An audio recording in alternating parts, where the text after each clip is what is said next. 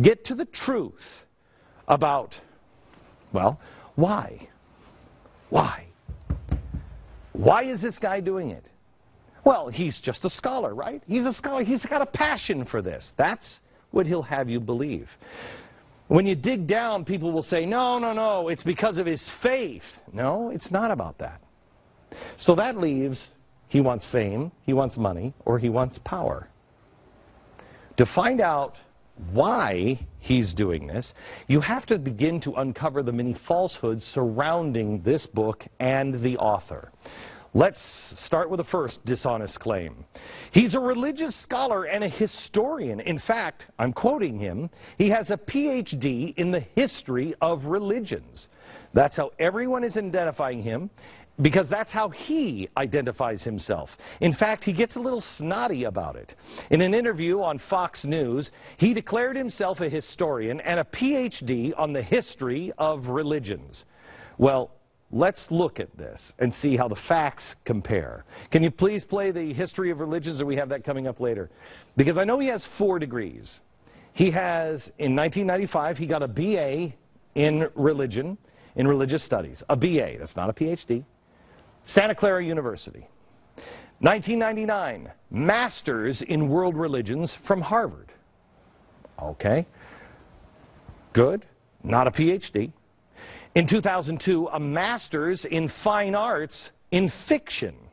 Interesting. In the University of Iowa. In 2009, a PhD in Sociology. That is bizarre. So he's studying us. He's learning how to write fiction, and he learns how to speak the religious language. Wow. It's a fascinating work here. But you know what I notice? There's no history degree. There's no history degree. He's not a PhD in religions, and he's not a historian. It's possible that his Harvard theology degree included some history credits, but that's not the same, and not even on the same planet as an expert with a PhD in the history of religions. Please play the Fox News piece here where he goes on. Listen to how he says it. To be clear, I am a scholar of religions with 4 degrees, including 1 in the New Testament. I am an expert with a PhD in the history of religions. I am a professor of religion, including the New Testament. That's what I do for a living, actually. To be clear, I just want to emphasize this one more time. I am a historian. I am a PhD in the history of religions. No, he's not. He's not a PhD of the history of religions. He is not a historian. I tell you what, next time I'm on any channel, I'm going to insist that they put historian underneath my name. I spend a lot of time looking at history. A lot of time. Do you think they'd let me get away with historian? How about if I said I was a PhD in American history, and I don't have that? Would anybody allow me to get away with it? A cursory glance at his book reveals serious flaws in both fact and logic. But before I leave there, could you please put up where he's teaching now? Because he said, I want you to know what I'm teaching here. This is what I do. I'm a professor of history specializing in the Gospels. No, actually, he's at UC Riverside, and he's in the Department of Creative Writing. Really?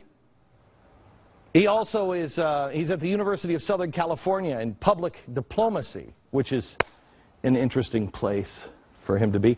He's also a contributor for the Daily Beast. But my favorite is the last one. We put this up. He's a sometimes professor. Sometimes professor. And Tiffany, if you can please find that for me. He's a sometimes professor, and what he's doing is he's teaching people something fantastic. He's teaching people Middle Eastern revolution. That's what he's a professor of. Revolution through, go ahead, here it is. Revolution on the art of protest in the Middle East, examining protest literature, film, art, and music. There it is. Drew University. That's not the same. Is it? Now, his education started as most education does. He was a Christian before going into college, and colleges are doing a great job churning people out that are not Christians anymore. It's there that his professors started teaching him. Became very angry. I became very resentful. I turned away from Christianity. I began to really reject the concept of Christ. Interesting. So it's not surprising to me that the elitist, godless professors sway him away from Jesus, but that's his starting point. Anger, resentment, rejection. But he stays in school. He gets his several degrees. For a religious expert, he doesn't seem to have a grasp on even the most basic facts, but he's busy teaching revolution in the Middle East. So, now, Aslan was deflecting the NPR question of his own religious views, but he also blatantly lied about the point in the Gospels. Go back to the NPR piece here where he made this claim in the interview. Watch this. I do not believe that Jesus is God, nor do I believe that he ever thought that he was God, or that he ever said that he was God. Okay. Got a problem with this one, because Jesus made it very clear that he was. He was either God, the Son of God, or the Messiah. He's in the God circle there. And I don't care how far you get away from it, if you read the Gospels, it's pretty clear that's who he's saying he is. It's one of the reasons why everybody wanted him dead. He refers to himself as I am, which is the holy name of God, at least 4 times. In Mark, Jesus is asked, are you the Son of God? And he says, yes. Well, that seems like it's pretty clear. So why would a religious scholar make such an easily disprovable claim? The string of dishonesty seems to be a pattern here. If you need more evidence, read the book. I'm not a book burner. I'm not somebody, you read the book. It's garbage. We wanted to give you a taste here. We wanted to establish the clear pattern of dishonesty. But why is the real question? Why? What is the reason behind it? That's what we try to do on this show. We go back to that one question. Why? Well, to answer why, you have to look at who he really is. Who is he? He's not who the media says he is, and he's not who the detractors say he is. The media says he's a God professor of gospel history. No, he's not. He's got a PhD in gospel history. No, he doesn't. No, he doesn't. And it's not who his detractors say. He's a Muslim. No, he's not. He is a Muslim, but that's not what his motivation is. It begins with Aslan Media. Now, why would this guy who's so focused on God and religion, because that's what he is, he's a professor, why does he have Aslan Media? Go back to what he's teaching. What is he teaching sometimes at Drew? He's teaching the art of revolution and protest through literature and music. That's what he's doing. So he's producing literature and media. Now, who is Aslan Media? Well, they're operating under the fiscal sponsorship of this group, the Levantine Cultural Center. Well, who are they?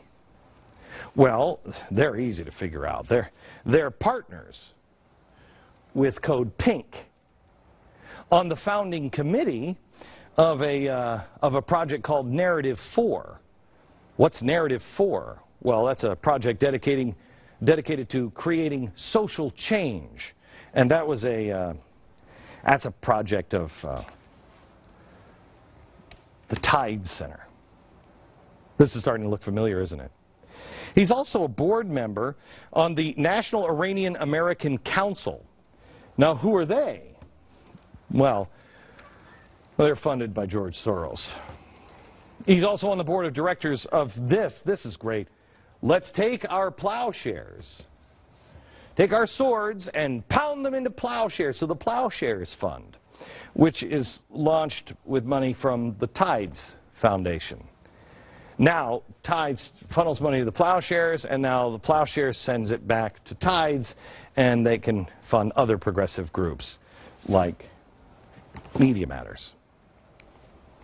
Plowshares also has helped fund the launch of the Center for American Progress. Plowshares also donates heavily to the International Crisis Group. Isn't that great? Oh, that's Samantha Power. Which brings us back to the International Crisis Group, the responsibility to protect the Gaza flotilla. Remember when Code Pink was there? It's funny. It's funny that all he wants to do is talk to you about Jesus. Does he now? Whenever somebody wants to change history, it usually comes back, when you really look into it, to the same cast of characters. Unless they're being demonized. If they're being demonized by the mainstream media, you know none of these people are involved. If they're being hailed as a god, you know the ends justify the means, progressives are back. You know, the ones who believe it's okay to lie as long as in the end the result is the one that you desire. So forget about this guy being a phony Muslim or a phony scholar. Who is he? He's a radical progressive. He is also hardcore anti-Israel. The 2010 flotilla, remember Code Pink? Yeah. He said about this particular point in history in the world, he said, at what point are rational, peace-loving, Israel-supporting people of the world going to stand up and say, enough? How much longer are we to bear the Hezbollah propaganda, that's an interesting phrase, that places the image of the state of Israel above its well-being? See, he knows what's better for Israel than Israel does. I've heard that before. I think the president said it. How much longer are we going to accept the cries of victimization from the strongest, and get this, richest nation in the Middle East? It's no longer Saudi Arabia, it's Israel, to this historian and PhD in the histories of religion. How much longer are we going to put up with a policy of collective punishments that has led up to the slow starvation of 1.5 million people? He also is mainstream, at least with the mainstream media and this administration and with George Soros and with the Tides Foundation. He thinks the Muslim Brotherhood is wonderful. Quote, on the Muslim Brotherhood, make no mistake, however current uprising in Egypt turns out, there can be no doubt that the Muslim Brotherhood will have a significant role to play in post-Mubarak Egypt, and that is a good thing. In an interview on the Muslim Brotherhood website, he said, quote, I decided to study religion in school even though I planned on being a writer because of my experience at Santa Clara University, a Jesuit university steeped in the promotion, you can hear it coming, can't you, of social justice. The Jesuits taught me whatever I did for a living, it must benefit society. It must be for the greater good. And I must work towards justice and peace. Justice and peace. He said these words very carefully to the Muslim Brotherhood's official English language. Why? Well, I think Americans really need to understand the Muslim Brotherhood is the Freedom and Justice Party. But how does freedom and justice come about with Muslim Brotherhood? They believe, according to their own websites, the only way to achieve freedom and justice is with Sharia law. See, this guy is very good at speaking two languages at once. He's a media guy. He's a media guy. He's a radical. There's a difference between the Catholic understanding of social justice and the Muslim Brotherhood understanding of social justice and freedom. Even a difference between the George Bernard Shaw social justice. I mean, he told us, why bother keeping somebody alive if there's nobody, you know, that's benefiting from their life in society? There's a difference. Even the Catholic version of social justice, which I'm sure he doesn't really even understand, that if there's one God, he sorts things out. And that one God, why would he let his son be crucified? Why would he let his son, Catholics believe this, why would he be crucified? To set the example. There's a difference between man's justice and God's justice. But see, he seemed to miss that in his Catholic education. Make no mistake, it's not because he is a Muslim. He's not writing a book slamming Jesus because of his Muslim beliefs. He's not writing it because he's an amazing historian and has uncovered some incredible new facts that the world has to hear. Make no mistake. He is a progressive radical. Above all else, he wants to change our understanding of history and our relationship to God to create social change. That's what he's teaching at Drew University. I mean, at least when he's a visiting professor occasionally at Drew University, the class has chosen, they know what they're walking into, to witness the art of protest in literature, film, art, and music. What he is currently doing, he's acting it out. His goal is to cause doubt in believers of Jesus and ultimately have them leave their faith like he did, so progressives will have more devoted followers who can do whatever their heart's desire tells them to do. Change our history, change our traditions. That's what this is really all about. And the good news is for Reza, bad news for us, he's not trying to do this alone. And Barack knows that we are going to have to make sacrifices. We are going to have to change our conversation. We're going to have to change our traditions, our history. We're going to have to move into a different place as a nation to provide the kind of future that we all want desperately for our children.